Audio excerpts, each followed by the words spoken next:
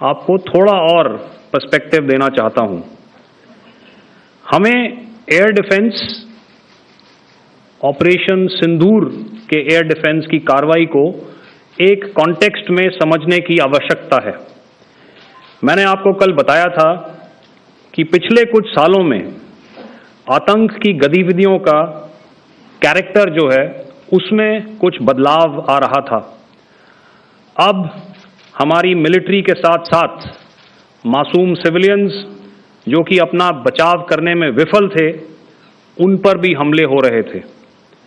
2024 में जम्मू सेक्टर में शिवखोरी मंदिर को जाते हुए यात्री और इस साल अप्रैल में पहलगाम में मासूम पर्यटक इस खतरनाक ट्रेंड के विशेष उदाहरण हैं। पहलगाम तक पाप का ये घड़ा भर चुका था। उसके बाद जो हुआ उसके बारे में हम कल विस्तार में बातचीत कर चुके हैं, क्योंकि आतंकियों पर हमारे सटीक हमले लाइन ऑफ कंट्रोल और इंटरनेशनल बाउंड्री को पार करे बिना किए गए थे। हमें पूरा अंदेशा था कि पाकिस्तान का वार भी बॉर्डर के उस पार से ही होगा। इसलिए हमने अपनी एयर डिफेंस की पूरी तैयारी पहले से ही कर ली थी। हमारी इन्वेंट्री में शामिल counter manned aerial systems, electronic warfare के साधन और एयर डिफेंस वेपन्स का इंडियन एयरफोर्स के इसी प्रकार के सिस्टम्स के साथ एक अनोखा मिश्रण किया गया। इसलिए आपने देखा कि जब जब पाकिस्तान एयरफोर्स ने हमारे एयरफील्ड्स और लॉजिस्टिक इंस्टॉलेशंस में 9 और 10 मई की रात को लगातार हमले किए, वो इस मजबूत एयर डिफेंस ग्रिड के सामने विफल हो गए। आपके सामने इस ग्रिड को एक तरीके से दर्शाया गया है। आप देख रहे हैं कि इंटरनेशनल बाउंड्री से कितनी layers, radars, counter unmanned aerial systems, उसके पीछे शोल्डर फायर्ड वेपन्स, हमारे विंटेज एयर डिफेंस वेपन्स जो कि काफ़ी सालों से हमारी सेना में हैं। एयर मार्शल भारती ने भी उसके बारे में बात करी। और लास्ट में हमारे modern air defence weapon systems. तो कोई मौका नहीं था कि पाकिस्तान एयरफोर्स ये मल्टी टियर डिफेंस को पार करके पीछे हमारी एयरफील्ड्स या लॉजिस्टिक इंस्टॉलेशंस को टारगेट कर पाए। ये जो डायग्राम आप अपने सामने देख रहे हैं, ये मुझे एक इंसिडेंट की याद दिला रहा है। और मैं आपको इस उदाहरण के ज़रिए से एक ये एस्पेक्ट हाईलाइट करना चाहता हूँ। जब मैं स्कूल में था तो तकरीबन मेरे ख्याल से ये 70 का दशक था और उस समय इंग्लैंड और ऑस्ट्रेलिया के बीच में, आज शायद क्रिकेट की बात भी करनी चाहिए क्योंकि मैं देख रहा था कि विराट कोहली ने टेस्ट क्रिकेट से रिटायरमेंट ले ली। कई भारतीयों की तरह वो मेरे भी फेवरेट क्रिकेटर हैं। तो 70 के दशक में ऑस्ट्रेलिया और इंग्लैंड की फेमस एशेज सीरीज चल रही थी और उस समय ऑस्ट्रेलिया के दो बहुत तेज गेंदबाज जो कि क्रिकेट हिस्ट्री में बड़ा उनका नाम है, जेफ थॉमसन और डेनिस लिली, उन्होंने अंग्रेजी बैट्समैन और उनकी बैटिंग लाइनअप को तहस नहस कर दिया था। और ऑस्ट्रेलियंस ने उस समय एक कहावत निकाली थी, that from ashes to ashes and from dust to dust, if Thommo don't get here then Lillee surely must.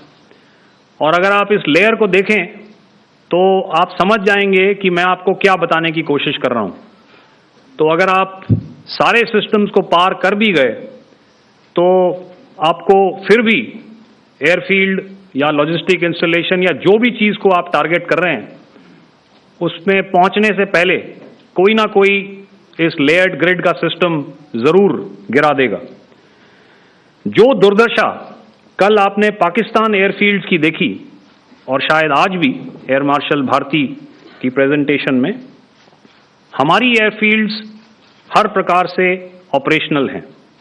यही नहीं, पाकिस्तान के ड्रोन्स और वेपनाइज्ड यूएवीज से की गई हमलावर कोशिशें भी इस ग्रिड के कारण नाकाम हुई और जो बचे कुचे ड्रोन्स थे उन्हें हमारे शोल्डर फायर्ड हथियारों से मार गिराया गया।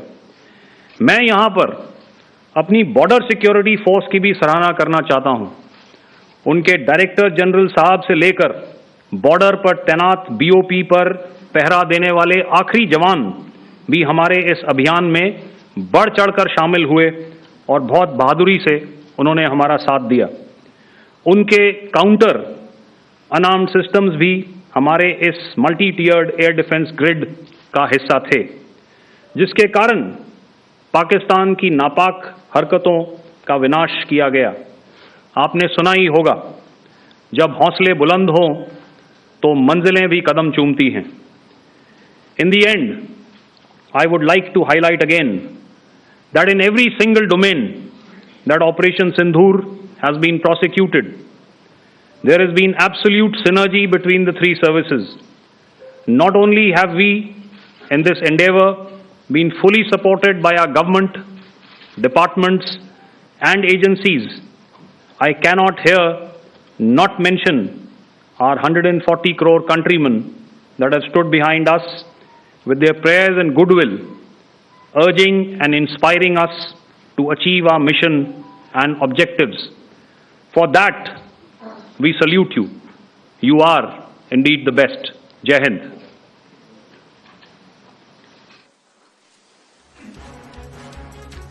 Good afternoon, ladies and gentlemen.